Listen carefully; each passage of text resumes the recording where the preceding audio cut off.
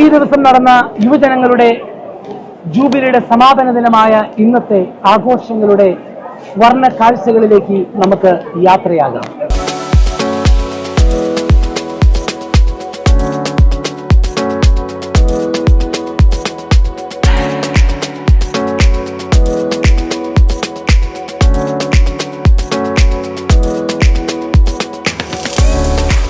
മറ്റൊരു സുപ്രധാന കാര്യമെന്ന് പറയുന്നത് ഇന്ന് കരുണയുടെ ഞായറാഴ്ചയാണല്ലോ, ഡിവൈൻ മേഴ്സി സൺഡേ.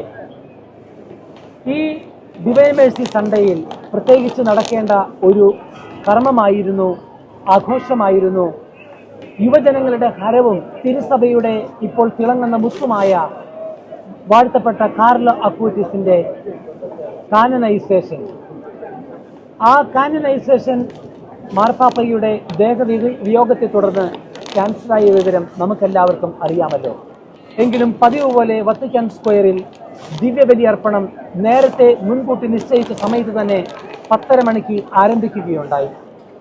ഏതായിരുന്നാലും കാനനൈസേഷൻ, കാർലോ അക്യൂറ്റീസിന്റെ കാനനൈസേഷൻ നടന്നില്ല എങ്കിലും അദ്ദേഹത്തിന്റെ ഓർമ്മകളുമായി യുവജനങ്ങൾ ഈ പ്യാസയിൽ ഉണ്ടായിരുന്നു.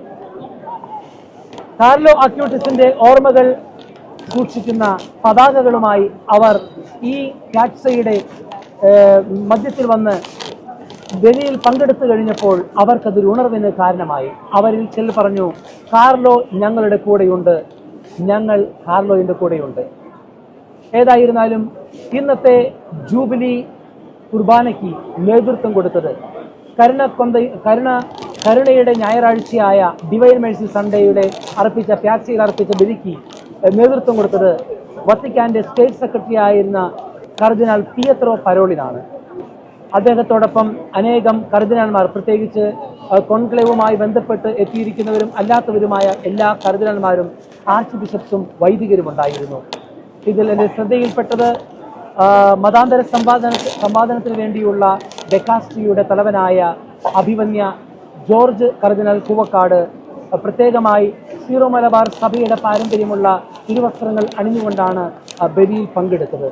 വിവിധ റീത്തുകളെ, കത്തോലിക്ക സഭയിലെ വിവിധ റീത്തുകളെ പ്രതിനിധീകരിച്ചുകൊണ്ട് പാത്രിയാർക്കീസുമാരും അതോടൊപ്പം തന്നെ മറ്റ് ഉത്തരവാദിത്വമുള്ള അധികാരികളും കർദിനാൾമാരും വൈദികരുമെല്ലാം ഈ ദിവ്യബലിയിൽ പങ്കെടുത്ത് പ്രാർത്ഥിച്ചിരുന്നു. വത്തിക്കാന്റെ ഔദ്യോഗികമായ കണക്കനുസരിച്ച് ഏകദേശം 2 ലക്ഷത്തിലധികം ജനങ്ങളാണ് ഇന്നത്തെ ഈ ജൂബിലി ആഘോഷത്തിലും അതോടൊപ്പം തന്നെ കാർലോ അക്യൂറ്റീസിന്റെ കാനനൈസേഷനുമായി മുൻകൂട്ടി രജിസ്റ്റർ പ്രകാരം എത്തിച്ചേർന്നതും അതോടൊപ്പം തന്നെ ഇന്നത്തെ ദിവ്യബലിയിൽ പങ്കെടുക്കാനായിട്ട് വന്നു ചേർന്നതും.